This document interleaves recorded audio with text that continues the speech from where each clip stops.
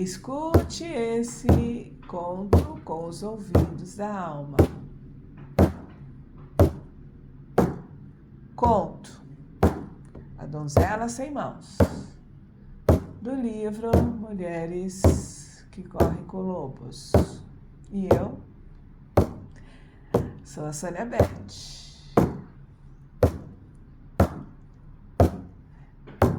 Era uma vez, alguns dias, havia um homem que ficava na estrada e que ainda possuía uma pedra enorme de fazer farinha, com a qual moía o cereal da aldeia.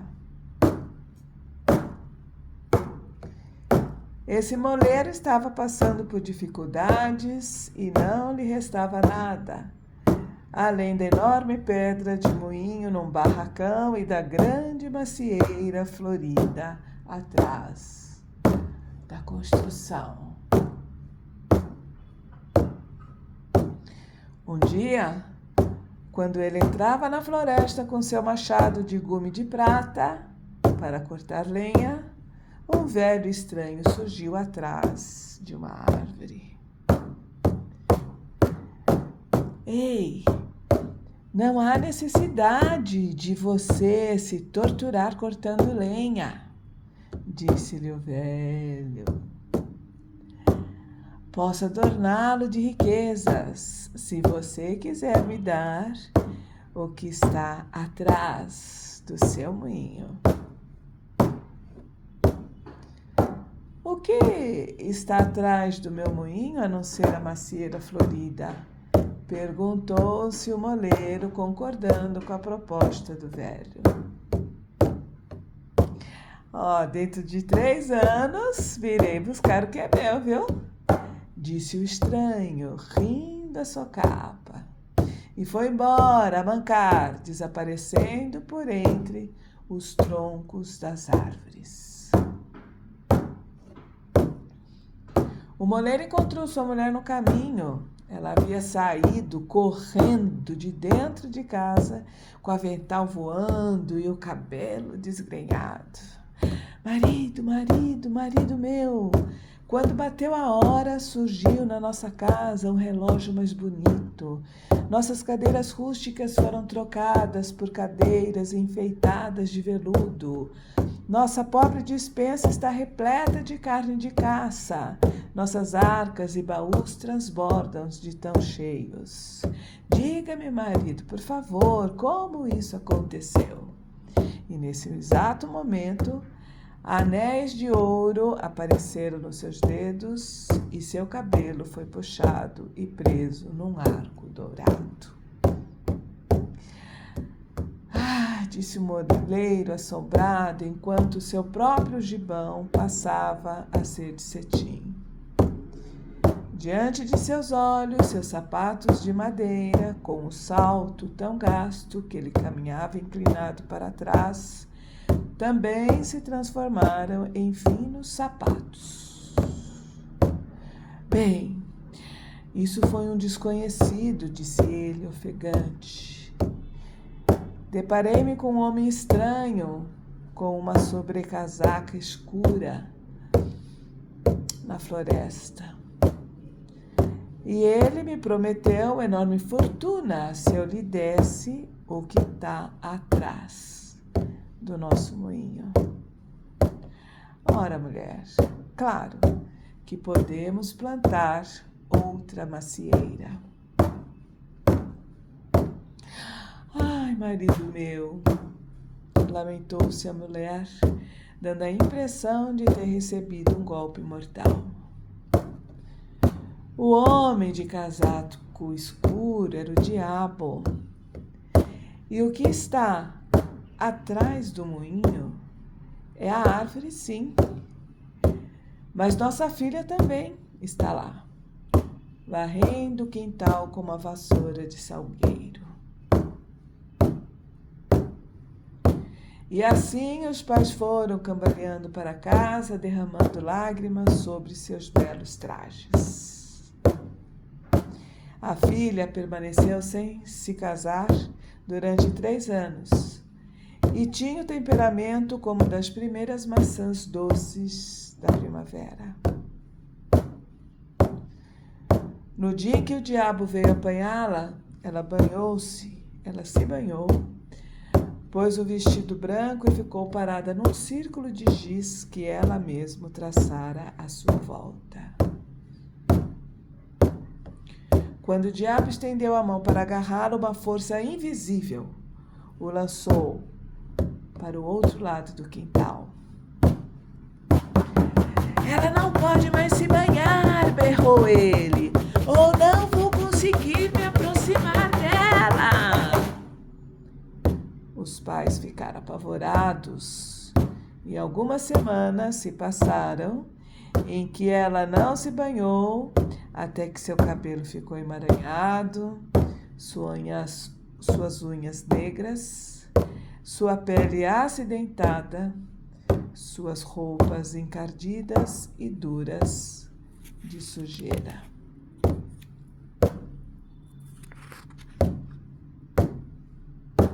Então, com a donzela cada dia mais parecida com o animal, surgiu mais uma vez o diabo.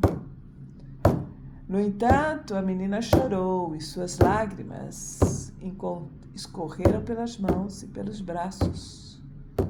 E agora suas mãos e seus braços estavam alvíssimos e limpos. O diabo ficou furioso. Cortem-me fora as mãos, do contrário não vou poder me aproximar dela.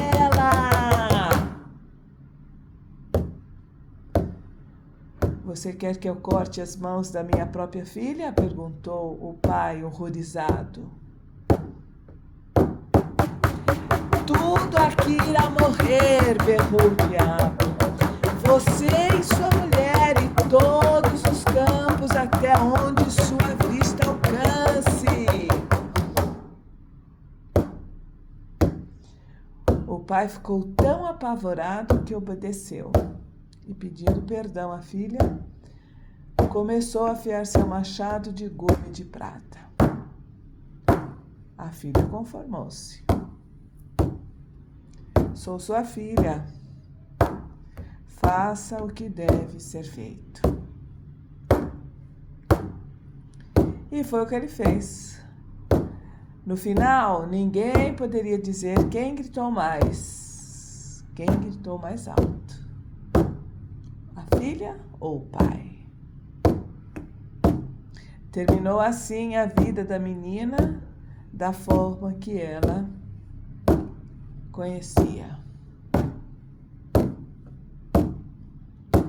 Quando o diabo voltou, a menina havia chorado tanto que os tocos que restavam dos seus braços estavam novamente limpos, e o diabo foi mais uma vez atirado para o outro lado do quintal quando tentou agarrá-la. Lançando maldições que provocaram pequenos incêndios na floresta, ele desapareceu para sempre, pois havia perdido todo o direito sobre ela.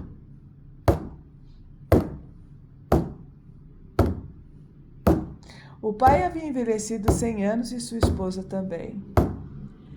E como autênticos habitantes da floresta, eles continuaram como podiam. O velho pai fez a oferta de manter a filha num castelo de imensa beleza e riqueza pelo resto da sua vida. Mas a filha disse achar mais condizente que se tornasse mendiga e dependesse da bondade dos outros para o seu sustento. E assim ela fez que atassem seus braços com gaze limpa, e ao raiar do dia, ela se afastou de sua vida como havia sido até então.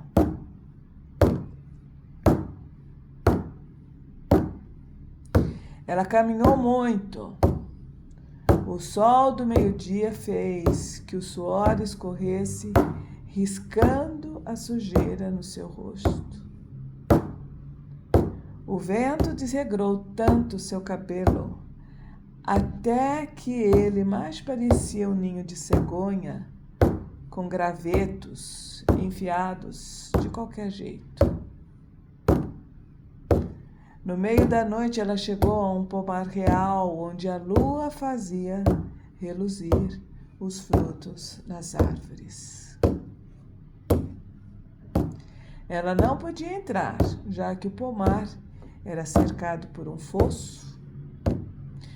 Caiu então de joelhos, pois estava com muita fome.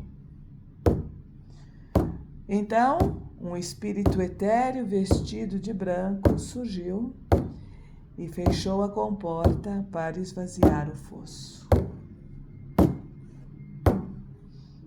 A donzela caminhou por entre as pereiras, sabendo, de algum modo, que cada fruto perfeito havia sido contado e anotado, e que eles estavam também sendo vigiados.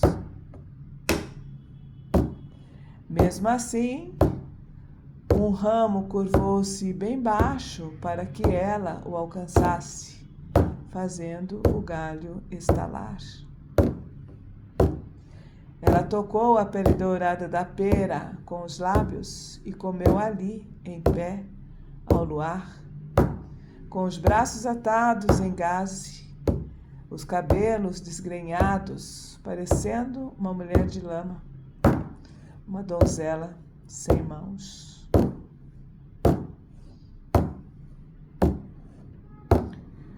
O jardineiro viu tudo, mas reconheceu a magia do espírito que protegia a donzela e não se intrometeu. Quando ela acabou de comer aquela única pera, ela se retirou, atravessando o fosso, e foi dormir no abrigo do bosque. No dia seguinte, o rei veio contar suas peras. Ele descobriu que uma estava faltando, mas, olhando por toda parte, não conseguiu encontrar o fruto desaparecido. Quando lhe perguntaram, o jardineiro tinha explicação. Ontem à noite, 2 espíritos esgotaram o fosso. Entraram no jardim à luz do luar e um deles, que era mulher e não tinha mãos, comeu a pera que se oferecia a ela. O rei disse que iria montar guarda naquela noite. E quando escureceu, ele veio com o jardineiro e o mago, que sabia conversar com os espíritos. Os 3 se sentaram debaixo de uma árvore e ficaram vigiando. À meia-noite, a donzela veio flutuando pela floresta, com as roupas em farrapos, o cabelo desfeito, o rosto sujo, os braços sem mãos e o espírito branco ao seu lado. Eles entraram no pomar da mesma forma que antes. Mais uma vez, uma árvore curvou-se graciosamente para chegar ao seu alcance. E a donzela sorveu a pera que estava na ponta do ramo. O mago aproximou-se deles, mas não muito. Vocês são deste mundo ou não são deste mundo? Perguntou ele. Eu fui outrora do mundo, respondeu a donzela. No entanto, não sou deste mundo. Ela é humana ou é um espírito? Perguntou o rei ao mago. E o mago respondeu que era as 2 coisas. O coração do rei deu um salto e ele se apressou a chegar até ela. Não renunciarei a você, exclamou ele. Deste dia em diante, eu cuidarei de você. No castelo, ele mandou fazer para ela um par de mãos de prata que foram amarrados aos seus braços.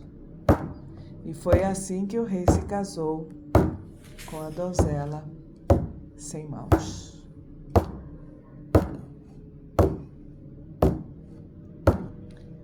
Passado algum tempo, o rei teve de ir combater num reino distante e pediu à mãe que cuidasse da jovem rainha, pois ele a amava de todo o coração. Se ela der à luz a um filho, mande-me avisar imediatamente. A jovem rainha deu luz a um belo bebê e a mãe do rei mandou um mensageiro até o rei para lhe dar as boas novas. No entanto, a caminho, o mensageiro se cansou e, chegando a um rio, ficou cada vez mais com sono. Afinal, adormeceu profundamente às margens do rio. O diabo saiu de trás de uma árvore e trocou a mensagem por uma que dizia que a rainha havia dado à luz a uma criança que era metade cachorro.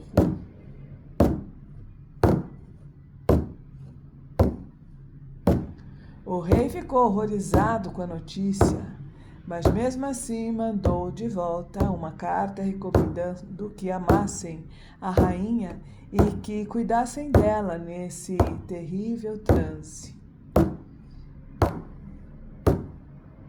O rapaz que vinha trazendo a mensagem mais uma vez chegou ao rio e, sentindo a cabeça pesada como se tivesse comido todo o banquete, logo adormeceu junto à água. Foi quando o diabo mais uma vez apareceu e trocou a mensagem para matem a rainha e a criança. A velha mãe ficou abalada com essa ordem e mandou o mensageiro pedindo confirmação. Corriam os mensageiros de um lado para o outro, cada um adormecendo junto ao rio, enquanto o diabo trocava a mensagem por outras, que ia ficando cada vez mais apavorantes, sendo que a última dizia: guardem a língua e os olhos da rainha como prova de que ela está morta.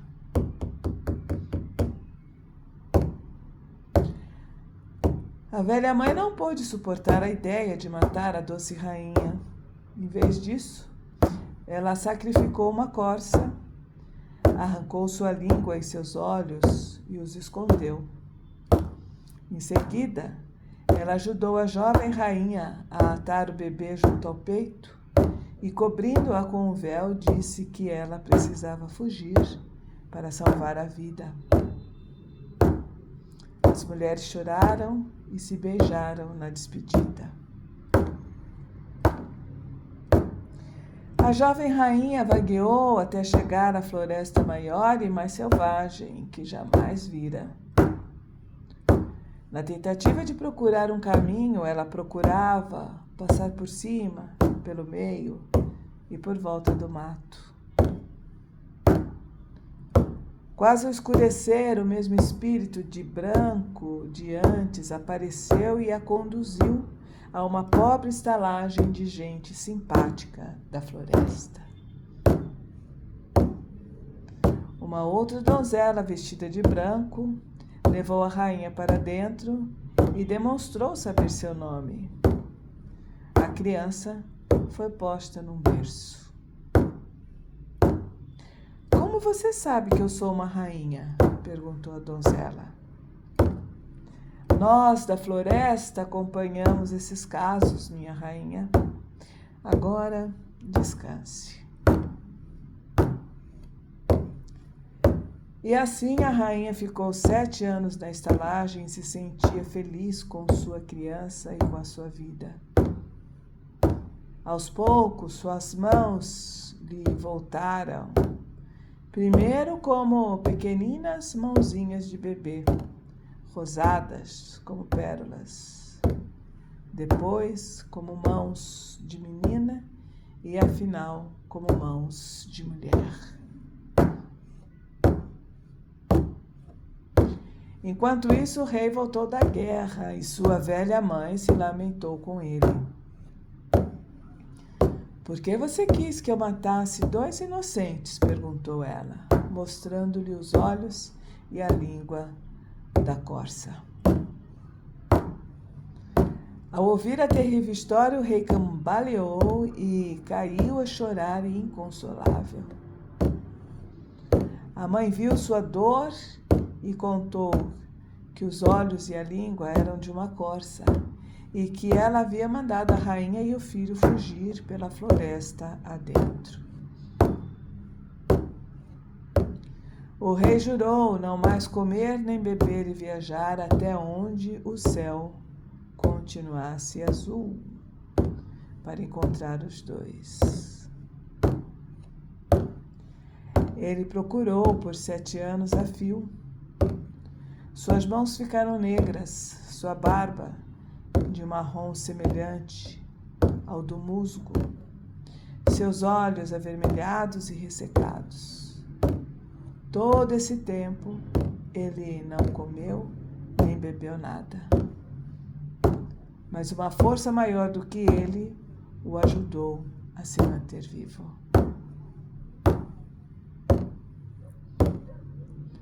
Afinal, ele chegou à estalagem mantida pelo povo da floresta.